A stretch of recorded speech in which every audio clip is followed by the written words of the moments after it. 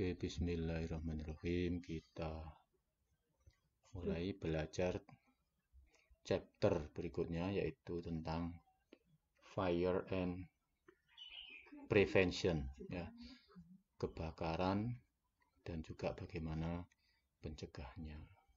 Ya, jadi di sini kita ingin menghindari adanya kebakaran di industri kimia, ya, sehingga kita harus tahu kenapa dan bagaimana itu terjadi, ya. Dimana apabila terjadi kebakaran, ya, di situ bisa jadi sangat besar efeknya atau dampaknya terhadap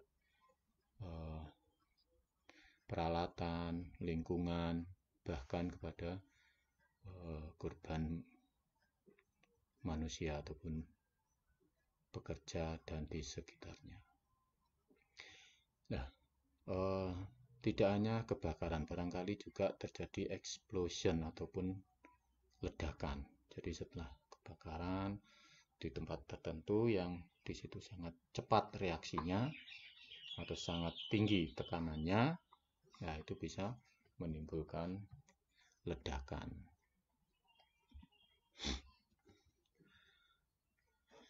Ya, jadi mempengaruhi tidak hanya di dalam industri sendiri, tetapi juga kepada lingkungan, ya. Apalagi misalkan nanti gasnya di situ ada yang beracun dan seterusnya, ya.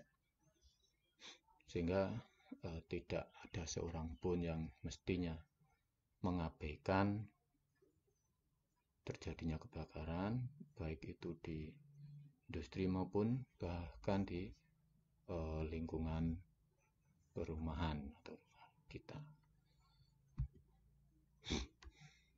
Ya,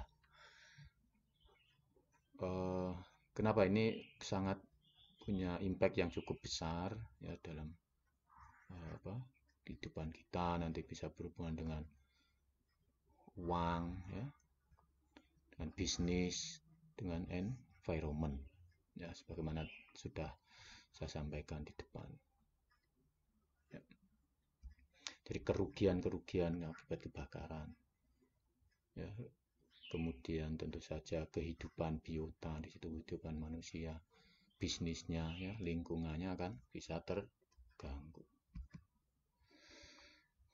Ya, ini seolah-olah apakah sudah menjadi hal yang biasa adanya kebakaran itu? Semestinya ya tidak, ya. Jangan sampai itu menjadi sesuatu yang bisa dieksis atau yang diabaikan. Oke, sekarang bagaimana dan mengapa itu terjadi? Ya. Jadi fire ataupun kebakaran, jadi chemical itu tentunya, ya, yang sudah kita ketahui ada mempunyai banyak sifat hazard, ya. Ada yang mudah terbakar, barangkali juga mudah meledak, gitu, ya, ataupun bereaksi dengan tertentu dia akan terbakar, ya, oksidator. Kemudian apabila reaksinya sangat cepat bisa jadi explosion, ya. Jadi untuk menghindari dari fire, ya, atau kebakaran, kita harus paham betul tentang sifatnya, ya, sifat fire explosion satu material ataupun substance. Kemudian secara alami fire explosion proses itu seperti apa, dan kemudian bagaimana untuk mereduce-nya, ya, bagaimana untuk menguranginya atau menghilangkannya. Ya, kebakaran atau burning itu sebenarnya secara definisi rapid exothermic oxidation. Jadi reaksi oksidasi yang sangat cepat secara eksotermis umumnya di situ karena ignited daripada fuel ataupun adanya pemantik satu bahan bakar. Nah, bahan bakar ini bisa berupa solid, liquid, ataupun vapor. Tetapi sebenarnya vapor dan liquid itu jauh lebih mudah ya terignite atau akan memulai terbakar. Ya. Perlu dipahami bahwasanya combustion itu selalu atau reaksi pembakaran itu selalu dalam vapor phase. Ya. Jika liquid maka dia tervolatilize dulu, baru menjadi tervolatilize, jadi volatil, kemudian bisa terbakar. Demikian juga solid. Ya. Solid ini akan terdekomposisi ke vapor sebelum dia combustion. Jadi intinya combustion itu dalam kondisi vapor. Jadi misalkan di sini ada solid, kemudian dia terbakar. Nah, dia pada yang kondisi solid di sini nggak terbakar kalau sebelum dia terdekomposisi ke vapor. Jadi di sekitar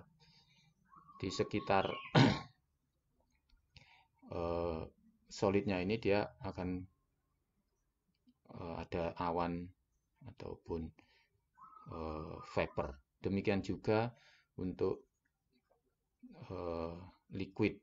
Misalkan di sini ada liquid, nah dia yang terbakar bagian atas, ya. Terbakar bagian atas. Kenapa? Karena yang bagian atas ini liquidnya sudah volatil, ya. Jadi ini ada vapor di situ. Ya, ini beberapa definisi penting dalam combustion ataupun fire. Jadi yang pertama adalah combustion, yaitu chemical reaction, ya, with substance combined with oxidant. Jadi reaksi kimia, ya, yang di situ dengan oksidan. Jadi bereaksi dengan oksidan, tidak hanya oksigen. Kemudian release energy. Nah, jadi kelihatan reaksi antara bahan kimia yang fuel ataupun yang flammable dengan oksidan mengeluarkan energi. Ya, ignition yaitu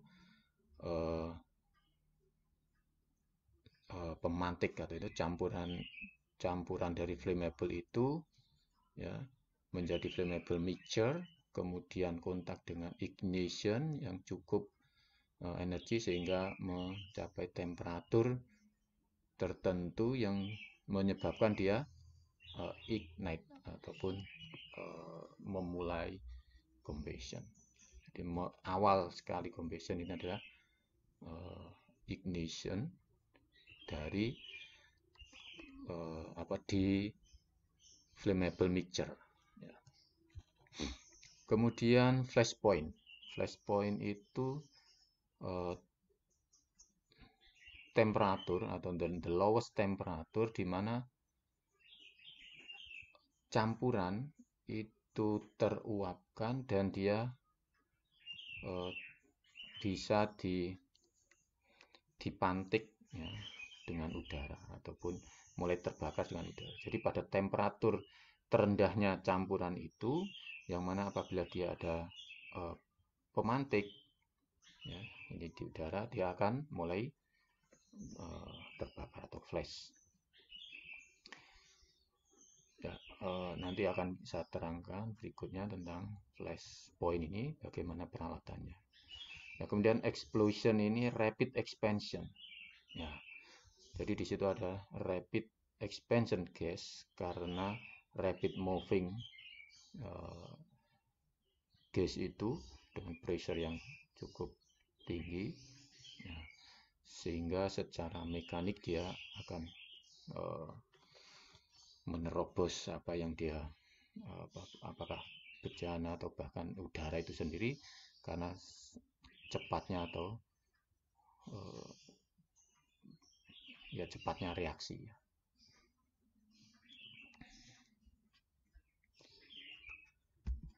Oke, Jadi untuk mengenai flash point tadi, jadi flash point tadi adalah temperatur terendah campuran ini.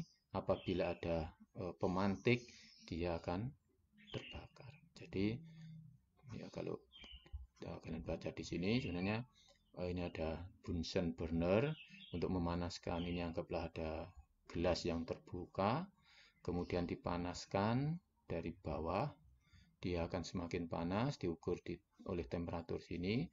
Ya tentunya sih mulai menguap, ya jadi campuran flammable dengan udara, kemudian di sini diberi pemantik.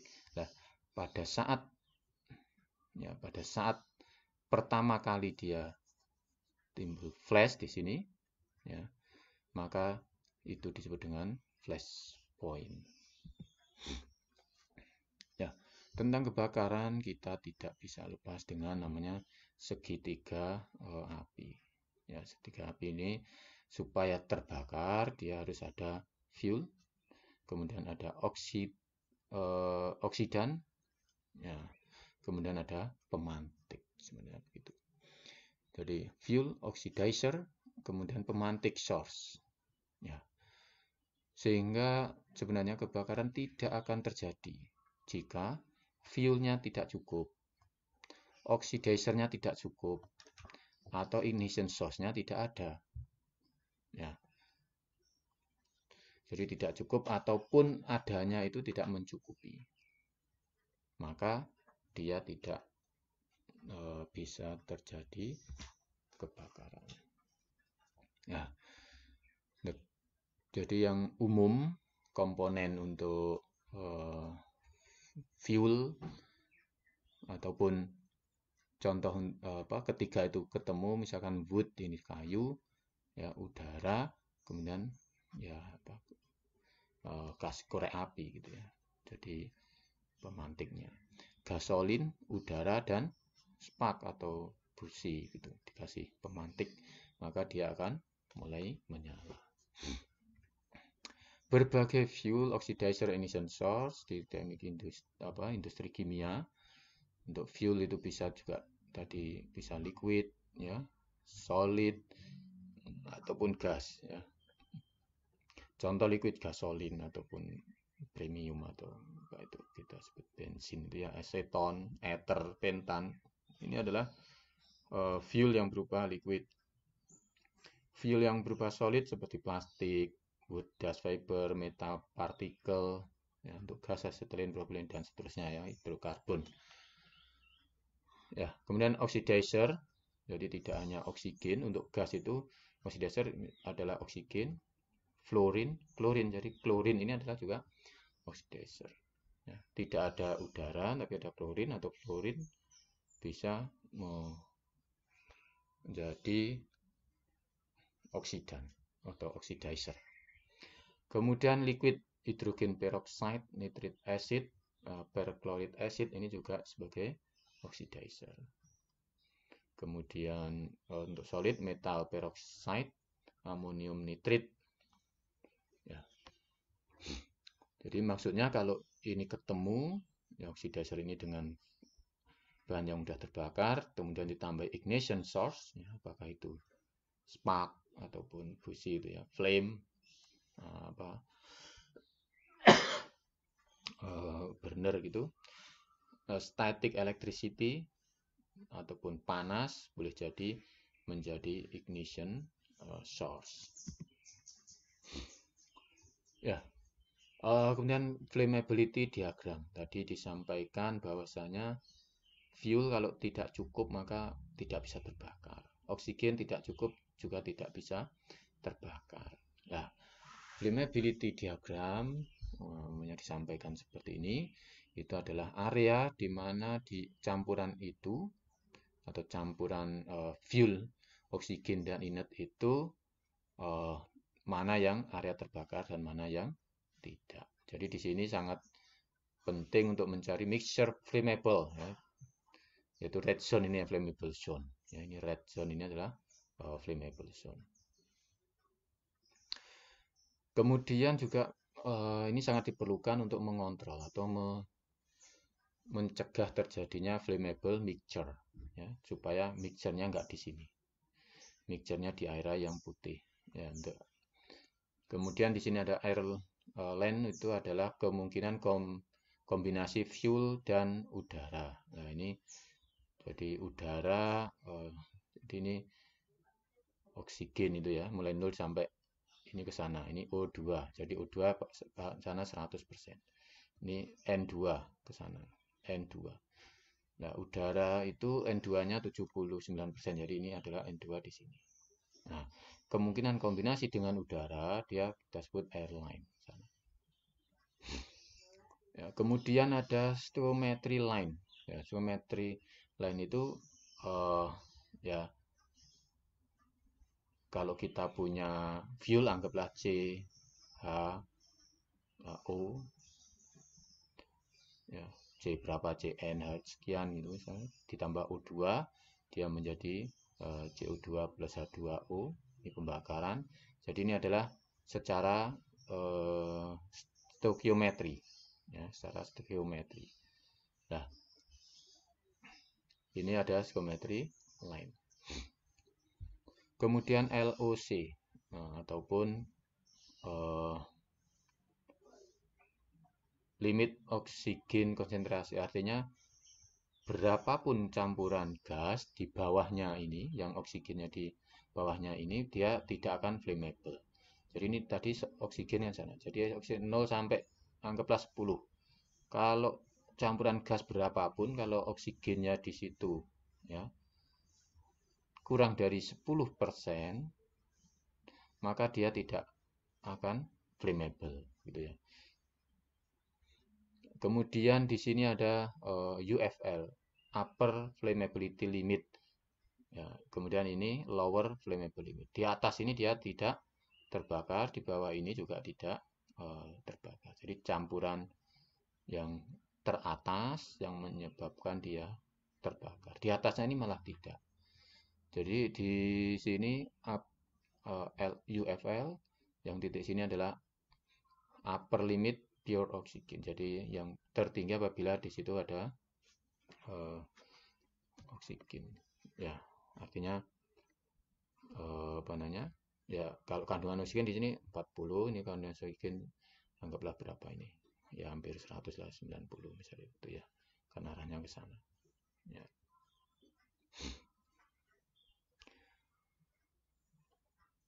Jadi jika hanya dia dengan oksigen ya. Stoichiometry calculation itu tadi ya, sudah saya sampaikan di sini, hubungan antara reaktan dengan produk secara stoichiometry ya. Nanti untuk lebih detail tentang flammability diagram ini akan kita buatkan video tersendiri ya, dari untuk membuatnya. Ya, flammability karakteristik liquid and vapor ya. Flash point temperature merupakan measure quantity yang digunakan untuk mengkarakterize fire explosion hazard liquid. Karena apa? Karena ini adalah temperatur terendah, dia akan bisa terbakar. Ya. Kemudian vapor mixture ya, quantity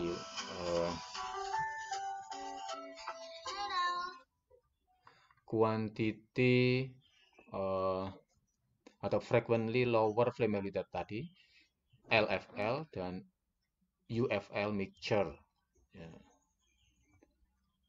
Jadi mixture ini dihitung dengan rumus juga. Jadi misalkan metana mempunyai LFL UFL, kemudian etana mempunyai UFL LFL. Nah, kalau campuran metana dengan etana itu LFL UFL-nya bagaimana? Nah, ini pakai rumus ini.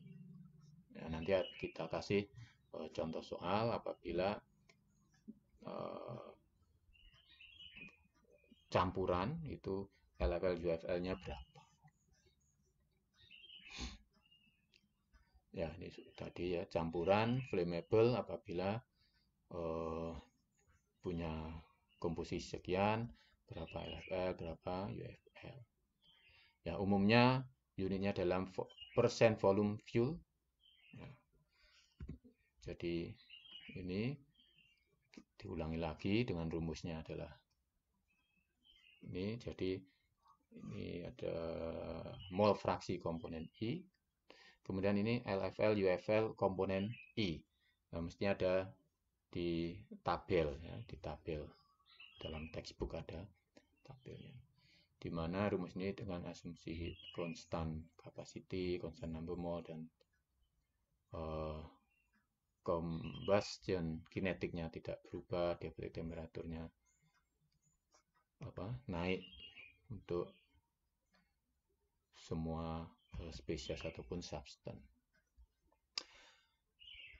Oke, jadi rumus ini berlaku untuk temperatur 25 derajat Celcius dan tekanan 1 atmosfer. Ya, jadi rumus ini untuk standar kondisi standar. Nah, jika T atau P-nya naik, flammability ring-nya juga akan naik, akan berubah.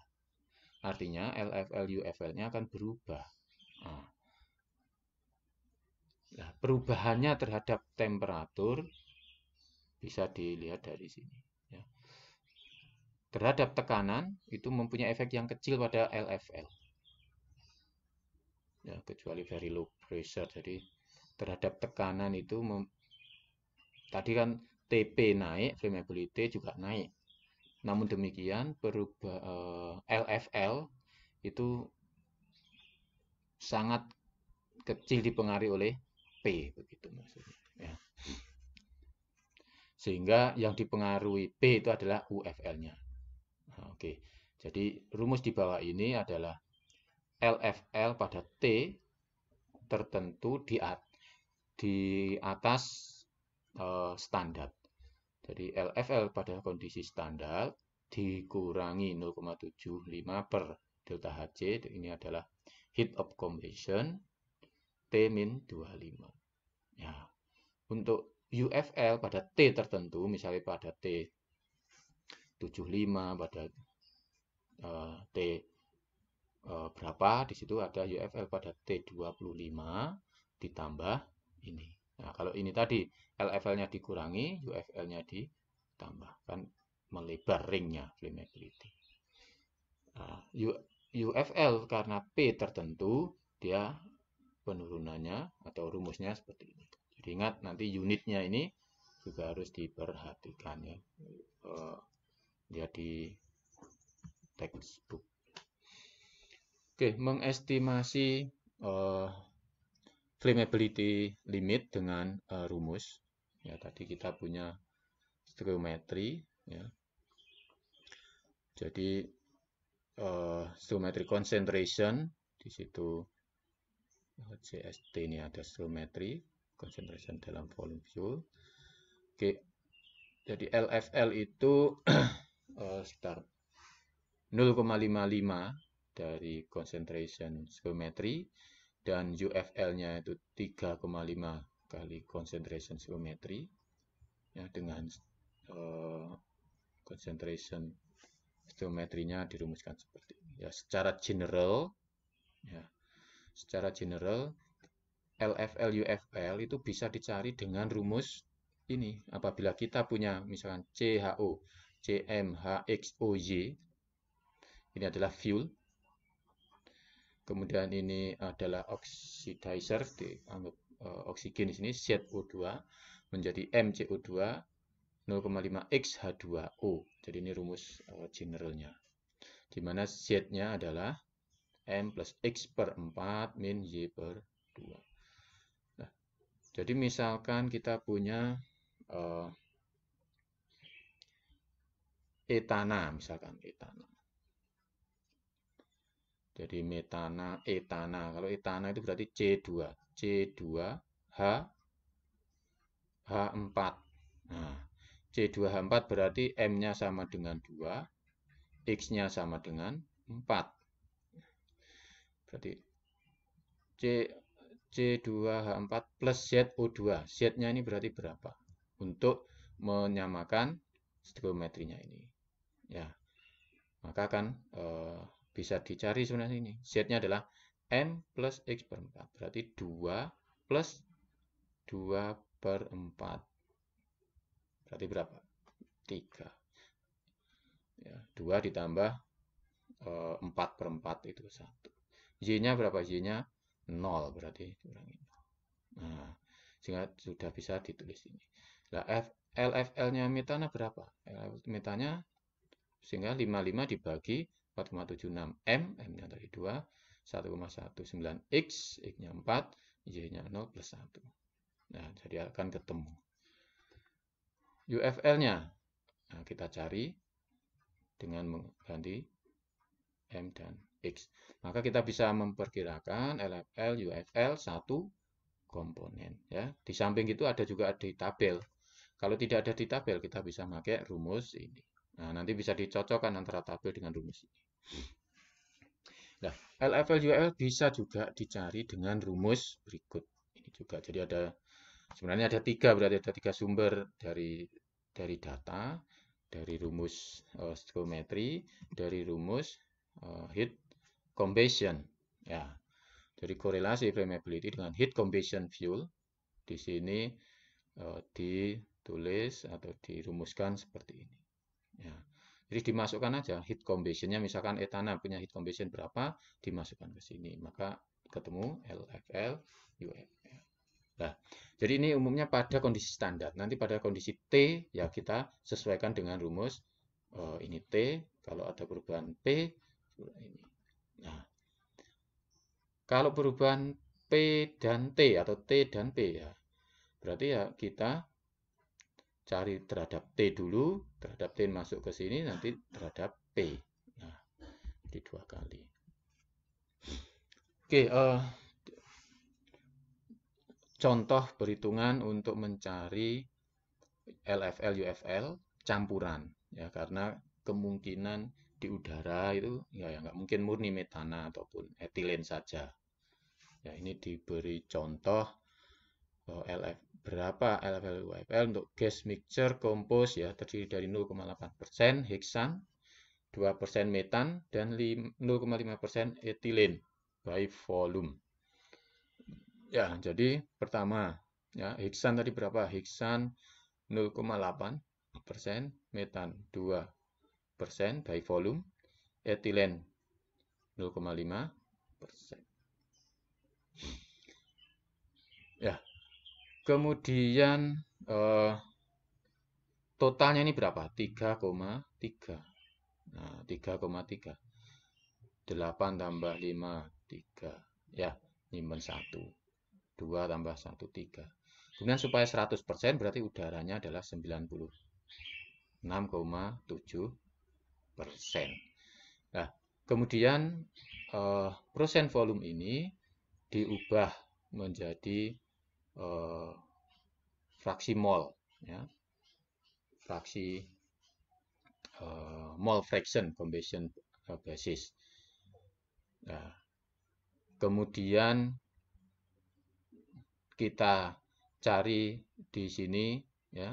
Kita cari di sini LFL untuk I, heksan saja berapa atau untuk individu. Untuk individu ini berapa kita cari di tabel atau kita hitung, akan ketemu ini. Ya. Oke, coba ini misalkan nilai mol fraksinya. Ini tadi 0,08 dibagi 3,3 sama dengan berapa?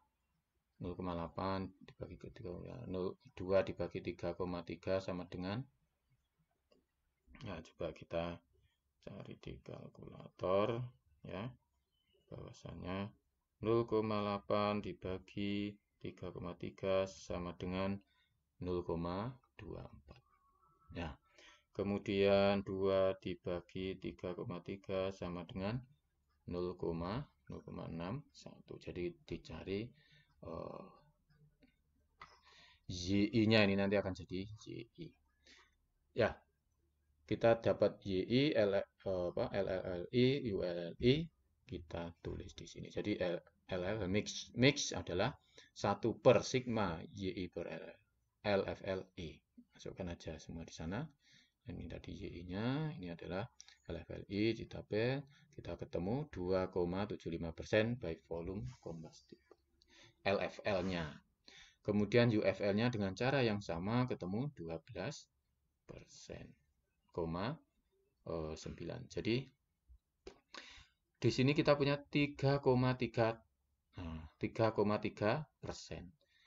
Ya, coba 3,3%. Pada flammability limitnya antara 2,7 sampai 12,9, sehingga 3,3 ini adalah di sini berarti flammable. Nah, jadi campuran itu adalah flammable, begitu maksudnya. Oke, saya kira sudah jelas. Ya, kita sudah tahu kenapa terjadi kebakaran. Tadi di area flammable ada ignition. Ya, kemudian bagaimana cara ataupun strateginya untuk menghilangkan. Ya, yang pertama pasti mencegahnya, ya, mencegah initiation, mencegah ignition. Ataupun kalau sudah terjadi ya meminimize damage-nya, meminimize kerusakannya setelah terjadi.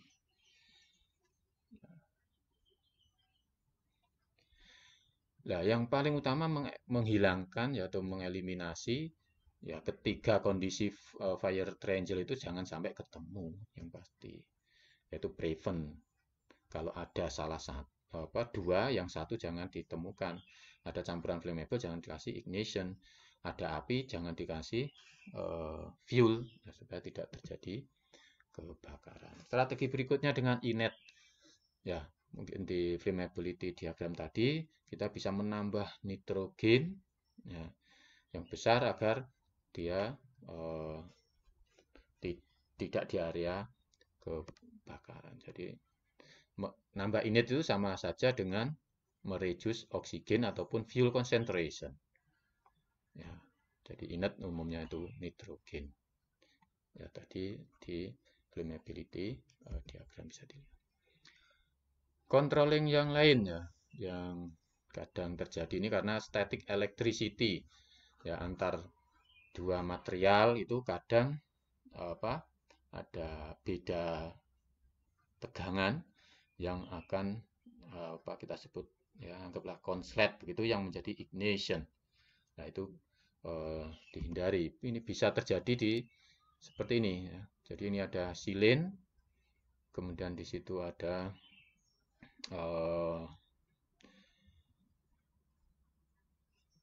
jadi silin netes ya, netes di metal itu bisa menimbulkan elektrik.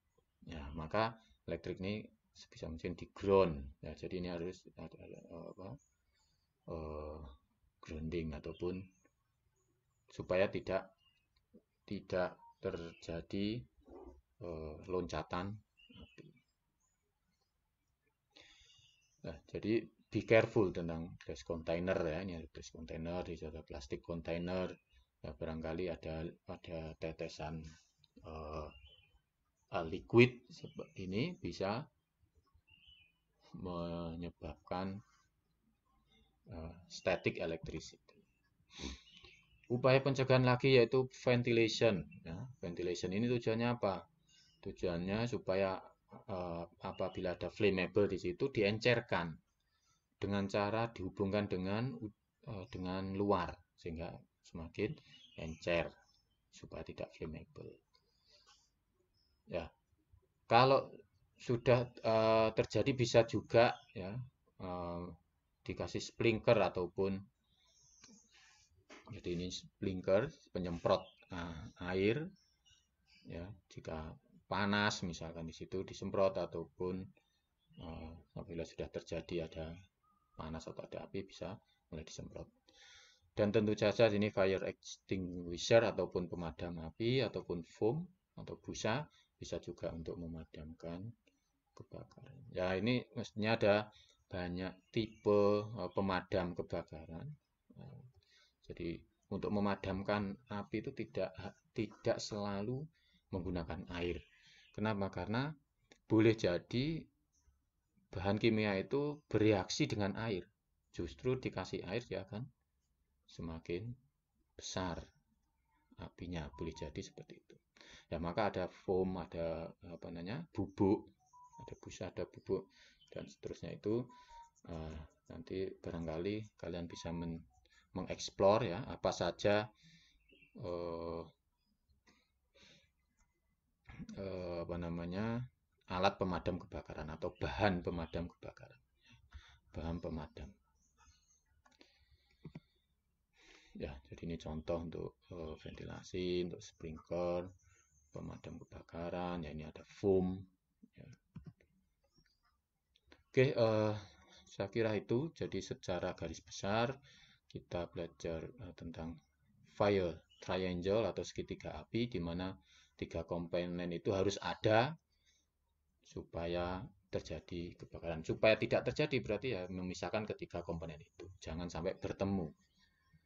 Ya, kemudian flammability itu bisa kita lihat dari flammability diagram. Dan untuk komponen bisa ada beberapa cara tadi dengan rumus trigonometri, dengan heat of combustion maupun yang ada di tabel. Ya, kemudian untuk menghindari ada beberapa strategi yang menghindari fire. Ada strategi ya intinya mencegah terjadi ignition ataupun minimize damage, yaitu dengan pemadam kebakaran dan seterusnya.